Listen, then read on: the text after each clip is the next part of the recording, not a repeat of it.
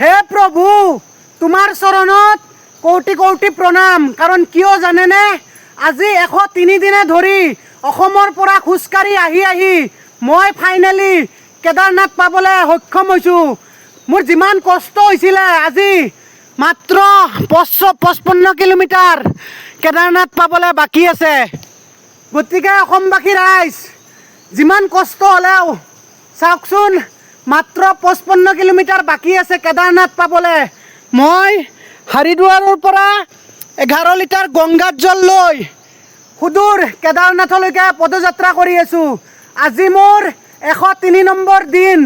গতিকে কি ক'ম মই অসমবাসী ৰাইজ, সঁচাকৈ যিমান কষ্ট হ'লেও মই এইটো দেখা পোৱাৰ পিছত মাত্ৰ 55 কিলোমিটাৰ বাকী আছে কেদাৰনাথ পাবলৈ। গুৱাহাটী বশিষ্ঠ মন্দিৰৰ পৰা কামাখ্যা মন্দিৰ হৈ সুদূৰ ৰাম মন্দিৰৰ পৰা হাৰিদ্বাৰলৈকে, হাৰিদ্বাৰৰ পৰা 11 লিটাৰ গংগাত জল লৈ সুদূৰ পদযাত্ৰা কৰি আছোঁ কেদাৰনাথলৈকে। গতিকে অসমবাসী ৰাইজ, এই ভিডিঅ'টো ইমান শ্বেয়াৰ কৰক যাতে গোটেই অসমবাসী ৰাইজে গম পায় যে 103 দিনে ধৰি খোজকাঢ়ি অসমৰ পৰা যোৱা ল'ৰাটো মাত্ৰ 55 কিলোমিটাৰ বাকী আছে কেদাৰনাথ পাবলৈ। হৰ হৰ মহাদেৱ, জয় শ্ৰীৰাম, জয় শ্ৰী কেদাৰ, জয় আই অসম।